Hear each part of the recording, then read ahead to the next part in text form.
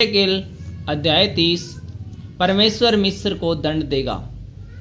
फिर यहोवा का यह वचन मेरे पास पहुंचा, हे मनुष्य के संतान, भविष्यवाणी करके कह, परमेश्वर यहोवा यूं कहता है, हाय हाय करो, हाय हाय उस दिन पर, क्योंकि वह दिन अर्थात यहोवा का दिन निकट है। वह बादलों का दिन और जातियों के दंड का समय होगा।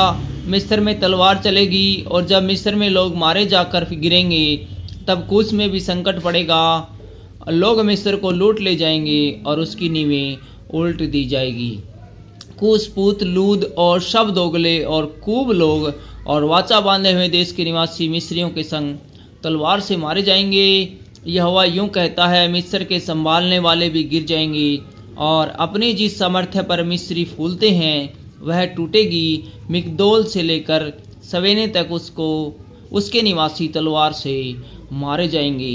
परमेश्वर यहोवा की यह वाणी है, वे उजड़े हुए देश के बीच उजड़े ठहरेंगे, और उनके नगर खंडर किए हुए नगरों में गिने जाएंगे।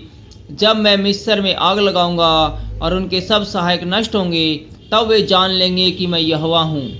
उस समय मेरे सामने से दूत जहाज़ों पर चढ़कर निडर निकलेंगे और कुशियों को डराएंगे, और उन पर ऐसा संकट पड़ेगा जैसा कि मिस्र के दंड के समय, क्योंकि देख वह दिन आता है। परमेश्वर यहोवा यूं कहता है, मैं बेबीलोन के राजा नबूकदनेस्सर के हाथ से मिस्र की भीड़ भाड़ का नाश करूंगा, और वह अपनी प्रजा समेत जो सब जातियों में भयानक है उस देश का नाश करने को पहुंचाया जाएगा। और वे मिस्र के विरुद्ध तलवार खींचकर देश को मेरे मरे हुए से भर देंगे। मैं नदियों को सुखा डालूंगा और देश को बुरे लोगों के हाथ कर दूंगा, और मैं परदेशियों के द्वारा देश को और जो कुछ उसमें है उजाड़ करा दूंगा। मुझ यहोवा ने ही यह कहा है। परमेश्वर यहोवा यूं कहता है, मैं नोप में से मूर्तों का नाश करूंगा और उसमें की मूर्तों को रहने न दूंगा। फिर कोई प्रधान मिस्र देश में न उठेगा, और मैं मिस्र देश में भय उपजाऊंगा। मैं पत्रोस को उजाड़ूंगा और सोवन में आग लगाऊंगा और नो को दंड दूंगा। सीन जो मिस्र का दृढ़ स्थान है, उस पर मैं अपनी जलजलाहट भड़काऊंगा और नो की भीड़ भाड़ का अंत कर डालूंगा। मैं मिस्र में आग लगाऊंगा, सीन बहुत थरथराएगा और नो फाड़ा जाएगा, और नोब के विरोधी दिन दहाड़े उठेंगे।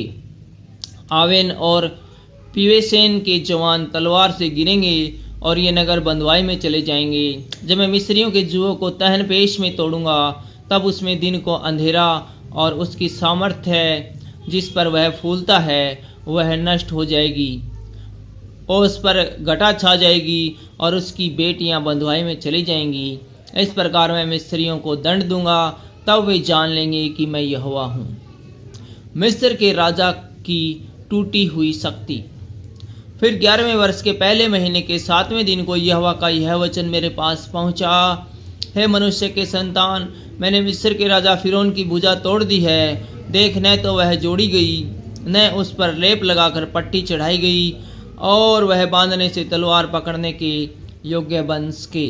इसलिए प्रभु यहोवा यूं कहता है, देख, मैं मिस्र के राजा फिरौन के विरुद्ध हूँ, और उसकी अच्छी और टूटी दोनों भुजाओं को तोड़ डालूंगा और तलवार को उसके हाथ से गिराऊंगा। मैं मिस्रियों को जाति जाति में तितर बितर करूंगा और देश देश में छितराऊंगा। मैं बेबीलोन के राजा की भुजा को बलि करके अपनी तलवार उसके हाथ में दूंगा, परंतु फिरौन की भुजाओं को तोड़ूंगा, और वह उसके सामने ऐसा कहराएगा जैसे मरने वाला घायल कहराता है। मैं बेबीलोन के राजा की भुजाओं को संभालूंगा, और फिरौन की भुजाएं ढीली पड़ेंगी। तब वे जान लेंगे कि मैं यहोवा हूँ। जब मैं बेबीलोन के राजा के हाथ में अपनी तलवार दूंगा, तब वह उसे मिस्र देश पर चलाएगा, और मैं मिस्रियों को जाति जाति में तितर बितर करूंगा और देश देश में छितरा दूंगा।